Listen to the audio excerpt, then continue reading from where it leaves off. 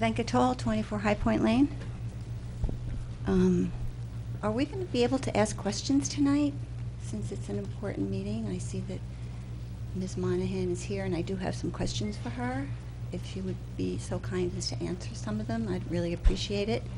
Since it is a public meeting, it's a very important issue in Ringwood, and there's a lot of controversy over it. It's not a slam dunk for this council to be doing this, which is why you didn't put it on the ballot, because you were worried that you might lose it. So, but anyway, that's my question. Are there going to be answers? Can I ask you some questions? You can ask the questions and ask all your questions, and then we will respond at the end of public. Okay, but if we feel the need to respond. Okay, but if I want to follow up, is that a possibility then at this point? No, ma'am. No? No, just ask the questions in such a form that it doesn't require a follow-up. Oh, okay. All right. So anyway, my first question is regarding Sludge Hill. If anybody knows what Sludge Hill is, it's an area in Upper Ringwood at the end of Van Dunk, where actually Ford came in with trucks and dumped the sludge over the hill, and it just ran down the hill. And the sad part about that is that the young children at the time went sledding on this hill in the sludge, because it was very inviting, lots of colors, and that's what kids do. So anyway, the Ford was mandated by the EPA and the DEP to remove the sludge on Sludge Hill. There's a lot of it there. So what actually happened is they came in and they excavated and they moved their toxic, what they said was their toxic stuff over here, big pile, and they moved the borough's household waste over on the other side. And the borough has a lot of household waste in Upper Ringwood. They used Upper Ringwood as a dump site for years. But what you need to know is that household waste is not toxic. It would not be a Superfund site if it were not for Ford dumping millions of gallons of toxic sludge in the mines and all throughout the community where people lived. And at the time when Ford was doing that, they owned the mining houses, and they collected rents from the people that lived there. When they gifted the 290 acres to the borough became the owners and the landlords. And sadly, they were, as one of the members of the Solid Waste Authority said, they were slumlords. They took rents, and they never fixed up the houses at all. Consequently, many children died in fires up there.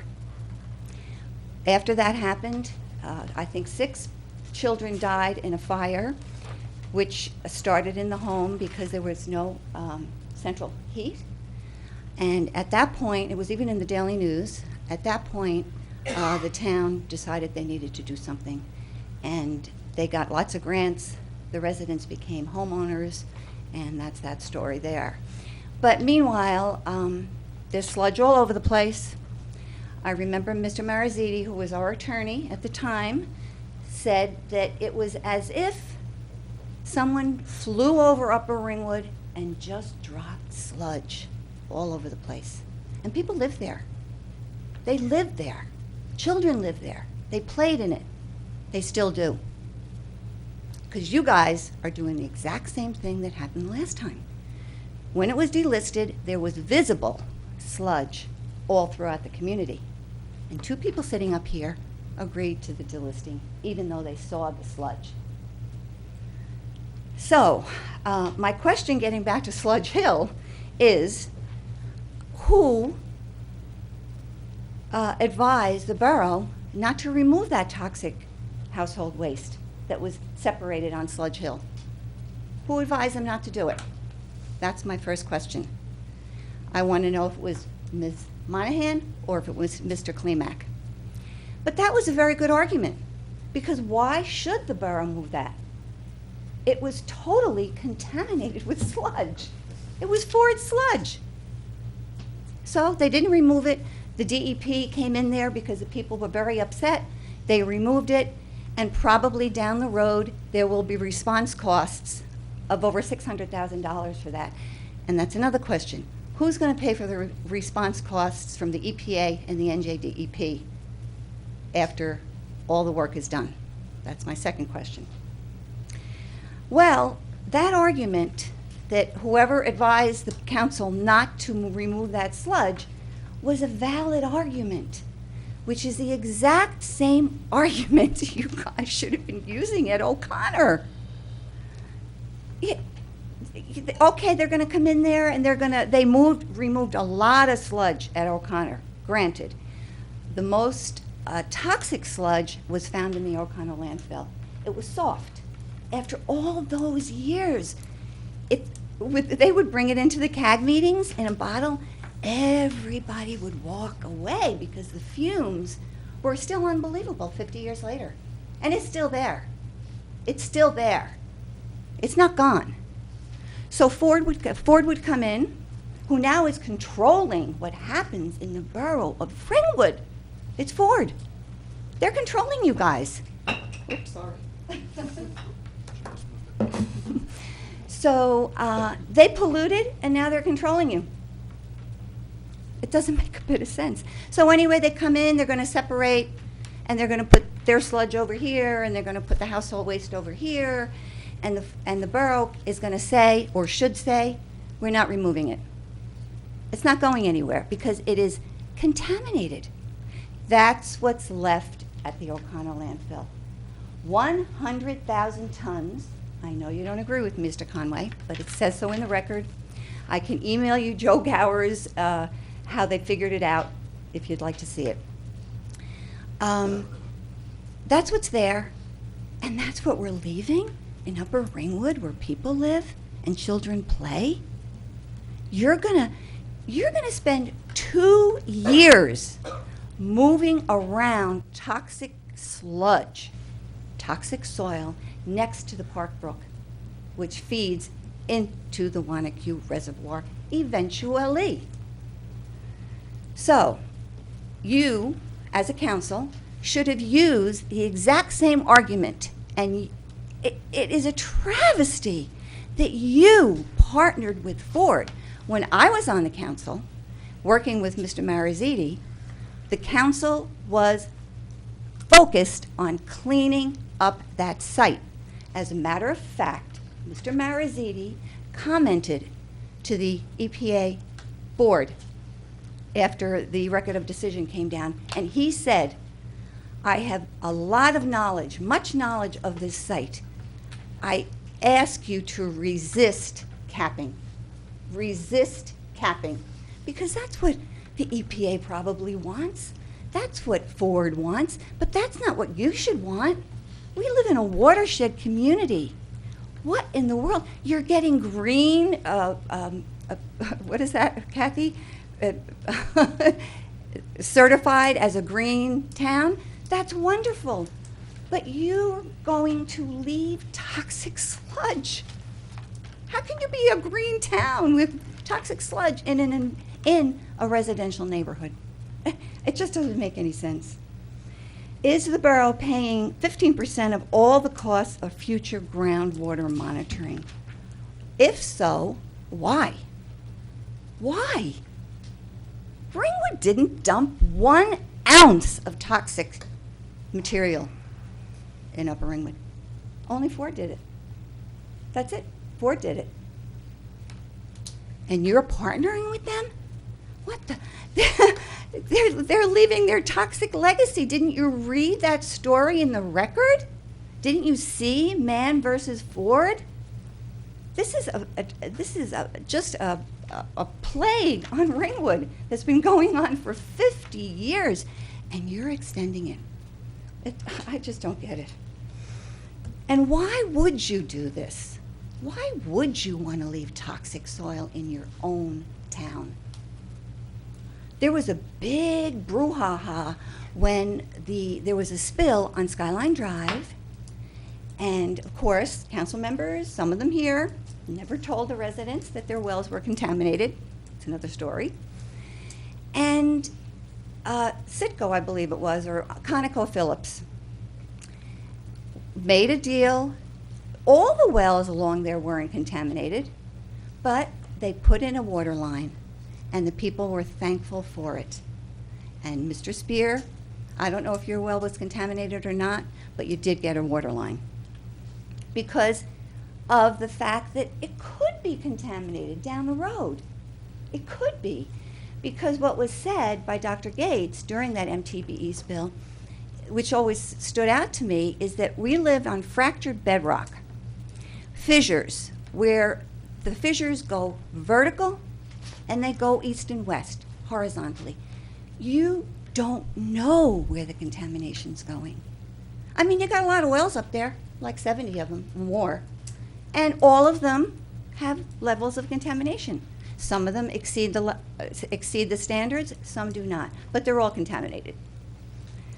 So what he said was, and I always thought about this, is that when you think about fractured bedrock and contamination in water, think about it that it could be running in these fissures, and maybe today, maybe tomorrow, maybe 5 years from now, 10, 20, 100, whatever, some water could flush through that fissure and pick up the MTBE and carry it into the reservoir, into the wells, or whatever. That's exactly what could happen in Upper Ringwood.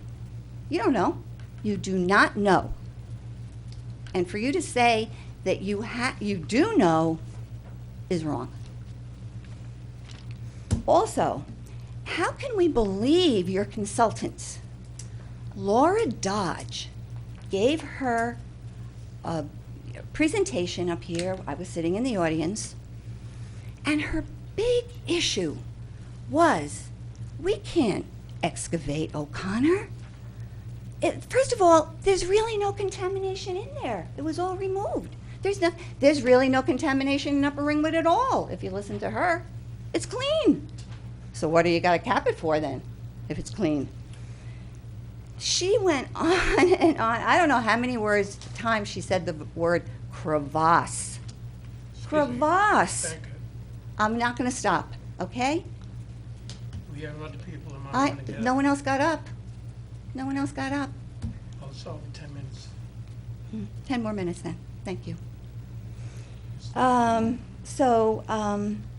Crevasse. A crevasse is a ditch. Basically what she said, if you excavate 5A, there will be a ditch remaining at the site, which would be dangerous. Well, at the tour that we took a few weeks ago with the CAG, Walter Mugden was here.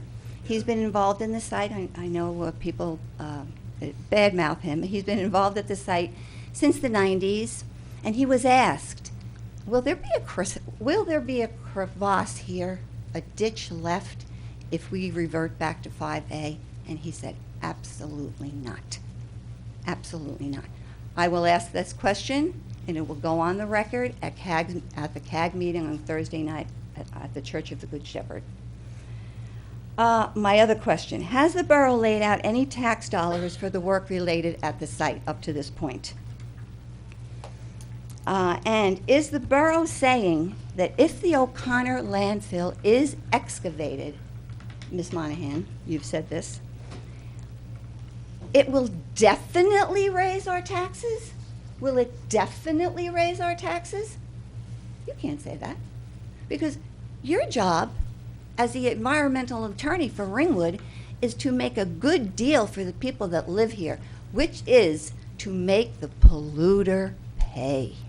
That's Ford, period. Period. Why didn't the borough fight the polluter for a full cleanup of the O'Connor landfill so that the residents who live on the site, they've been living there for over 50 years, could use it as open space? Maybe Mr. Conway doesn't care about it, having open space there. Nobody's going to be moving contaminated mine tailings. They're going to be tested. They're going to be tested. All right, thank you. I have... You've I'm exceeded your time. almost done. I'm almost done. This is the last hurrah here, because actually, you guys should table what you're going to do tonight. You should not vote on the consent decree. You should table it. You should put this question on the ballot in a special election. Or you should wait till next November and see what the voters say. Because they are only one vote, as you realized at the last meeting, it was a tie vote to revert to 5A. 3 yeses, 3 noes, tie vote. We need one more seat, and we can revert back to 5A, which the EPA will do at any time. So my question was, why didn't you fight for a full cleanup? And the decision that you have made reveals that you did not care about the environmental injustice that Ford inflicted on the community living on the site. This is an immoral decision on your part. Totally, 100% immoral. After the devastation Ford has visited on Ringwood's environment and its people, I don't know how you can justify capping over 100,000 tons of waste in a residential neighborhood. They're suffering. They suffered, and they're still suffering. And believe me, you cannot say, getting to the groundwater now, which I know that our technical advisor will say at the CAD meeting, you cannot say that the contamination has not left the site, because there's no wells there. There's no wells off-site. You cannot say that. So why would you work hand in hand with the polluter against your residents? Why? I mean, I lay awake thinking to myself, how could you represent this beautiful town and want to leave this toxic legacy here? How could you? The question, I already said this, the question should be on the ballot. And again, I request you to table this consent decree. People of Ringwood want to vote on this. It's the biggest issue in our town, and it's affecting lives, health, water, and our property values. So, anyway,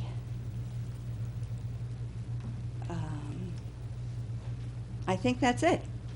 Again, I'm asking you, I know you're not going to do it because you want to plow it right through because you have a deal with the polluter, but it's wrong. Thank you.